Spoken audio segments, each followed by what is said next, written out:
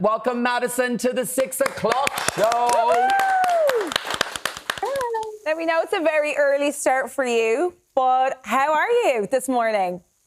I'm great. Happy to be talking to you guys. How are you? We are good. We're very excited. We have yours. Quite the exclusive on the 6 o'clock show.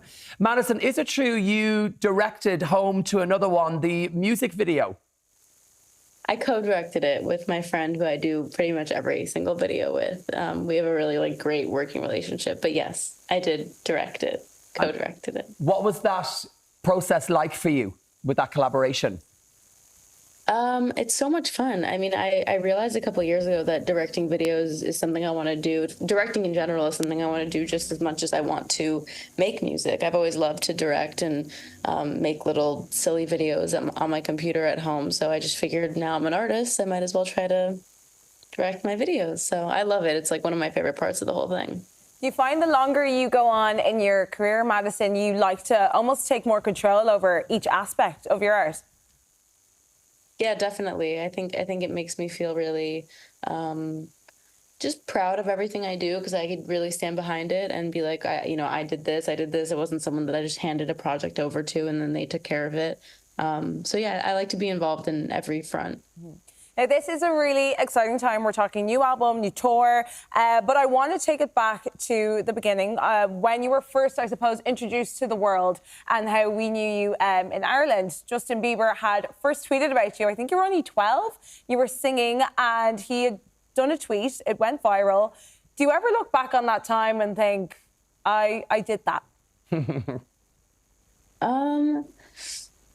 I should, right? I should have that. Like, I did that. I really did that. I don't look back, though, often and think that, just because it was, I don't know. I felt like I just got so lucky, and I don't know. I think I'm just kind of still in disbelief that this is my life, even, 12 years later.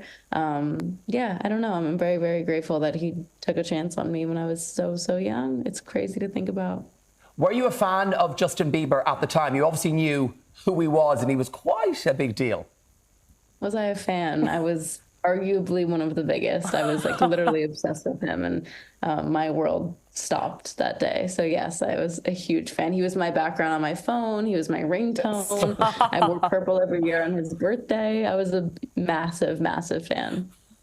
Amazing then. It's pretty surreal. Yeah, so it's pretty surreal. He tweets you. You recently released your second album, Silence Between Songs. What did you want to say, Madison, with your second album? What was the message? A lot of the message was just things that I've gone through. I wrote a book as well this year, just sort of depicting my mental health journey, growing up in this day and age in general, also on social media, and what, that's sort of, oh, perfect timing. Look at that. That's my book. And yeah, I wrote that. And then while I was writing that, I was also writing my album, Silence Between Songs. And I kind of wanted to just articulate some of the things I touched on in my book in my album. And if you listen to it, a lot of it is just very personal experiences, stories, things like that. This is definitely my most emotional and vulnerable work. And I'm glad it's out there, and I'm glad to start making fun stuff again. Did you feel pressure with making and writing your second album? Because obviously there is pressure, especially when the first one was doing so well. You obviously want the second one to do well, but almost do better than the first one. So did you feel pressure with all of that?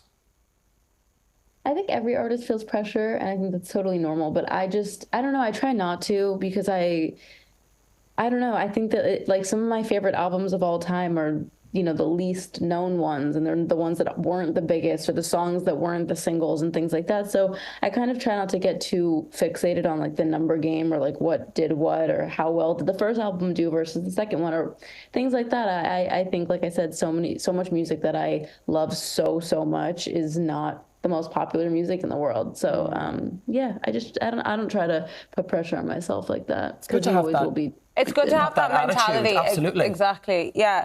Madison, you have songs on this album that you wrote for your brother Ryder and your dad Robert. I suppose, what was it like creating these songs and also playing those songs for your family to hear? Was it a vulnerable experience or something special, I can imagine? Yeah, I mean, the song for my brother, I definitely It was a very special experience playing it to him and letting him hear it for the first time. He has been through a lot with me, and I feel like for a long time, because I was dealing with so many big feelings and things, you know, on my own, and having, you know, a lot of trouble, to be honest with you, I didn't really take time to consider how he was doing in the situation. So then years later, I was like, okay, I think it's time that I acknowledge some of these things, and we ended up having a conversation that then led me to write that song. And I think that even if you haven't had obviously the exact same life as Ryder, my brother, and I, if you have a sibling, you can relate. And I think every household has their things. And yeah, I wanted to write a song just about that relationship. So yeah, that's kind of what I was referring to earlier, just those vulnerable little stories on my album. Yeah, and those songs are very, very powerful, and that's why people relate to them so much. Relate, yeah. Now, you can't go anywhere, Madison. You can't even grab a cup of coffee during the day. Lana Del Rey approaching you on the coffee run. What does she say to you? I was going to say I actually can. I'm fine, but you're right. That did happen to me. Yes. And it was crazy. And I still every day I'm like, I can't believe that happened. It's so funny. Yeah, I was literally just grabbing a cup of coffee, like chilling, having lunch, had a hood up, was like hiding in the corner of this restaurant because it's quite a busy like LA hotspot place, and I just was trying to be like as low key as possible. I don't like leaving my house, and I get like a tap on the shoulder, and it's this woman saying like, I love your music and whatever, and I was like, thank you so much, it's so sweet. And then she took her mask off, and it was Lana Del Rey, and it was unbelievable, and she was just everything I could have ever like dreamed for. And for her to have like recognized me and then approached me and like knew multiple songs off of my album and my music that were like pretty deep cuts. Wow. It was so impressive, and I just will never live that down. She's unbelievable, and I'm like very, very grateful to have an artist like her to look up to in the industry, and now a friend. It's very surreal. She's amazing. Justin Bieber and Lana Del Rey. I know. That's why we love Lana. Lana, we knew she'd be nice. We knew she'd be nice.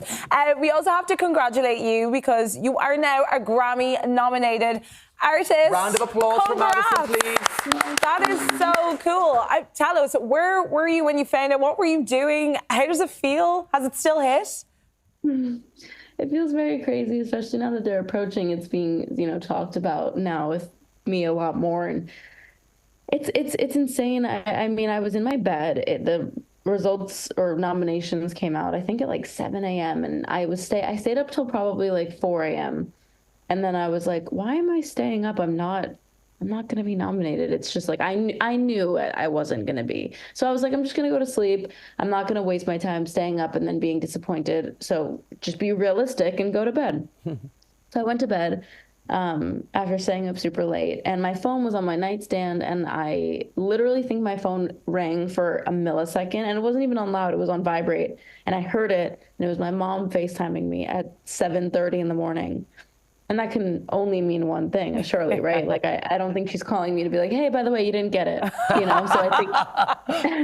I think that when my phone was ringing, the second I saw it was her, I had a moment of just, am I dreaming? Even that she's just calling me right now.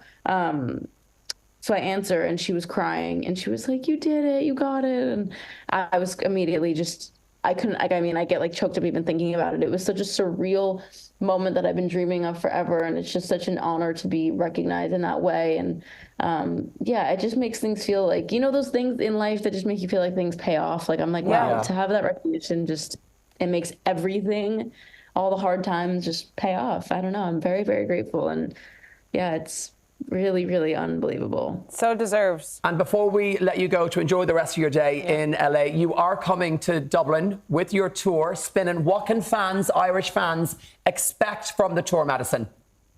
Expect the best night ever. Please come. It's going to be amazing. I can't wait. I added Dublin because people were outraged that I wasn't going. So I'm going. I have a friend named Ella who actually is going to be there, and she was like, you need to come to Dublin. So I'm going to Dublin. I can't wait. I'm very excited. And yeah, it'll be the best night of your life. So please come and sing with me and dance with me. It'll be great. We're so excited to have you. Thank you so much, Madison. Thank you, Madison. Great and good chatting to luck you. with the Grammys. Thank you guys so Give much. Madison a round of applause. Thank you. Yes. Yes. Thank you.